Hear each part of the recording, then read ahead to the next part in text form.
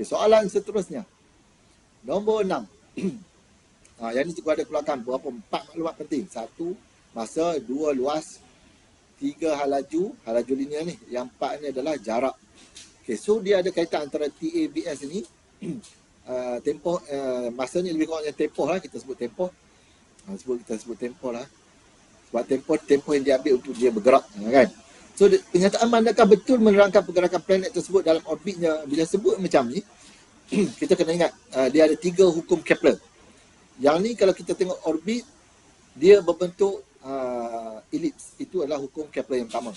Dia kata orbit bagi planet-planet ni adalah berbentuk elips dan matahari berada di salah satu daripada titik fokus dia. F1 ni F2 kan, dia ada 2 titik fokus, matahari berada di salah satu. Dan apa yang berlaku ialah, ini hukum Kepler yang pertama. Hukum Kepler yang kedua dia kata, jarak dan luas. Luas dan masa. Luas dan masa yang dicakupi adalah sama. Ni, luas dan masa ni adalah sama. Waktu bila sama, contoh, daripada Q ke P, Q pergi ke P, luas dia adalah AQP sama dengan luas ni. ARS. Bermaksud luas kedua-dua yang dicakupi itu adalah sama. Dan satu lagi masa. Masa maksudnya period, tempoh daripada Q ke P. Terbaliklah PQ lah. Sebab dia bergerak ke atas ni. Sekejap.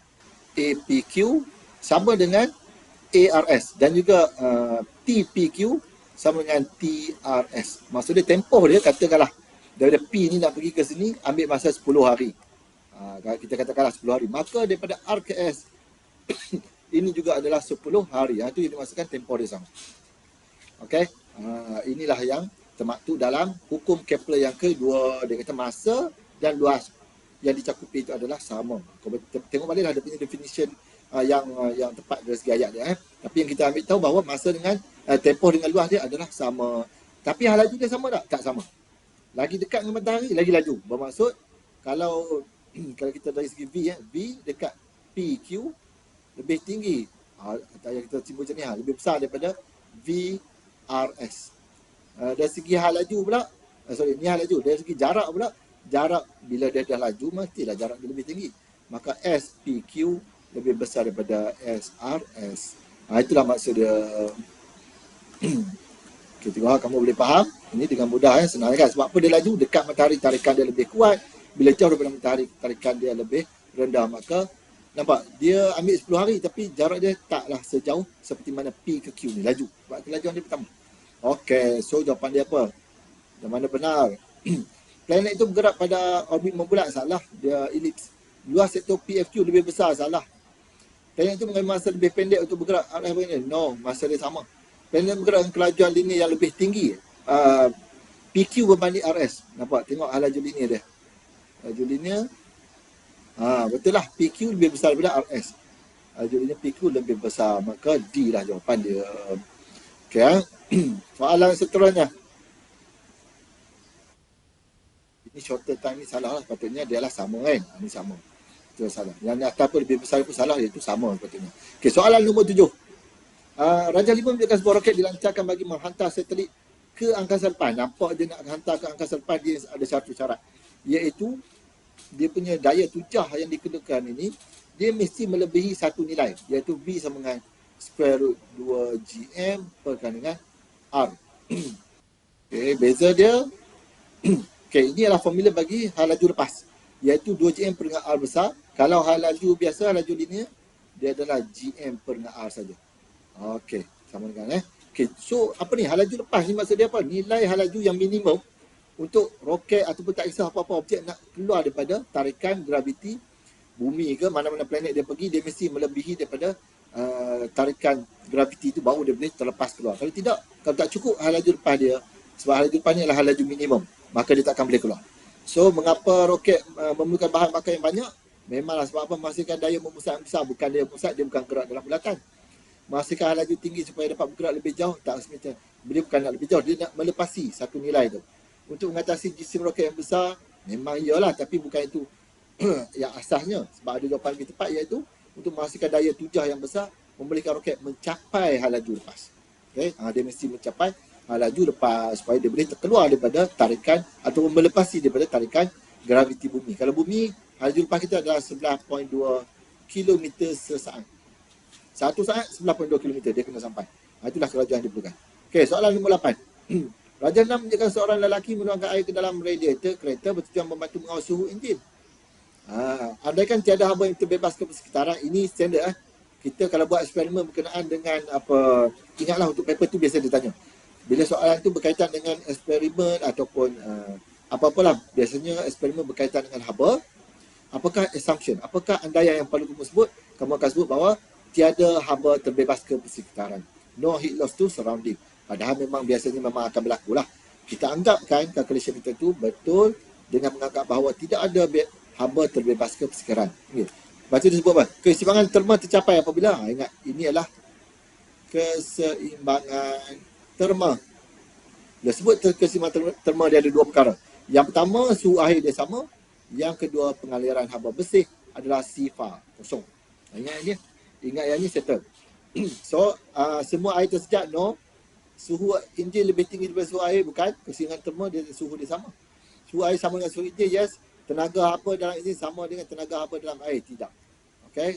Maksudnya dia tenaga haba itu diserap, kan. Yang paling penting dia adalah suhu dia adalah sama. Dan dia juga pengaliran haba itu sudah, yang bersih itu adalah kosong.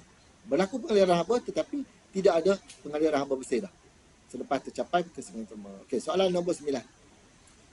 Raja 7 menunjukkan fenomena bayu laut. Bayu laut waktu siang lah berlaku. Bayu laut bermaksud angin dari laut. Bayu ni angin. Angin laut. Angin laut kerana apa? Kerana sea ni rendah. Kerana sea ni tinggi.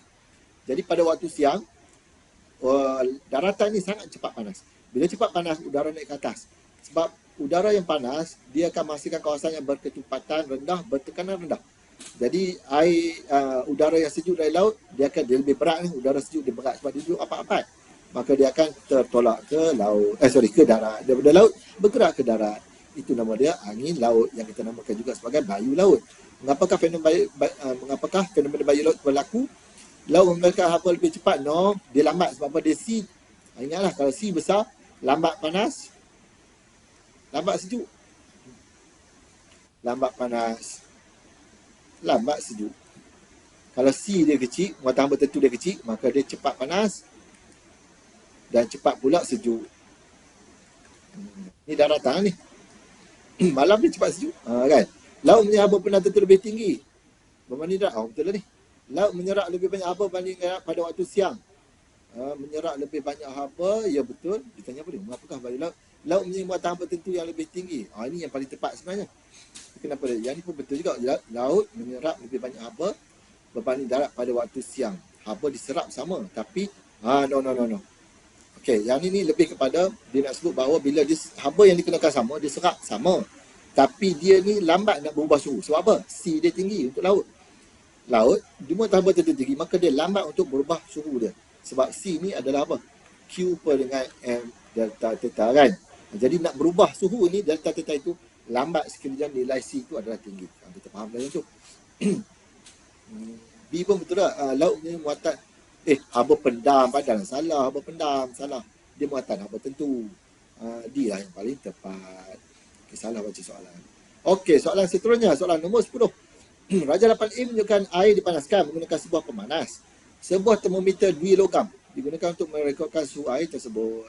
Dia ada termometer kat sebelah dui logam. Mungkin dia melengkung kan, macam striker zaman dulu tu. Dia boleh ada dui logam, bila dia panas dia akan melengkung, kan? Sebab mempunyai muatan haba tentu yang tak sama lah. Jadi pemanjangan dia juga tak sama, pengembangan dia. Kamu belajar dari tulisan 1, 2 kalau tak salah tu lah. Okay, so dia panaskan, nampak kat sini dia punya suhu dia sama. Pada waktu suhu sama, pernyataan manakah dia pun menunjukkan penerangan yang betul untuk situasi di atas. Suhu sama, bila suhu sama apa yang berlaku? Dia sebenarnya sedang menggunakan Q sama dengan ml. Apa ni? Dia guna latent heat. Latent heat, kita tengoklah apa dia. Proses perubahan air bertukar kepada steam dinamakan kondensasi. Salah dah. Air bersteam nama dia adalah pendidihan ataupun penyejatan. Kalau penyejatan berlaku, air kepada steam ataupun air kepada wap air, tetapi pada mana-mana suhu. Tapi pendidihan pada takat didih. Itu beza dia. Haba yang diterima kekal sama sepanjang eksperimen. Haba yang diberikan sama, betul. Lepas tu haba yang dibekalkan digunakan untuk memutuskan ikatan. Yes. Pada waktu suhu yang sama ini, haba dibekalkan, sentiasa dibekalkan. Tetapi dia bukan guna untuk menaikkan tenaga kinetik. Bermaksud sebab tu dia tidak ada perubahan. Dia tidak ada perubahan tidak perubahan suhu. Tidak ada perubahan suhu. Ini theta, iaitu degree Celsius. Katalah ini air lah, ini kosong. Ini 100.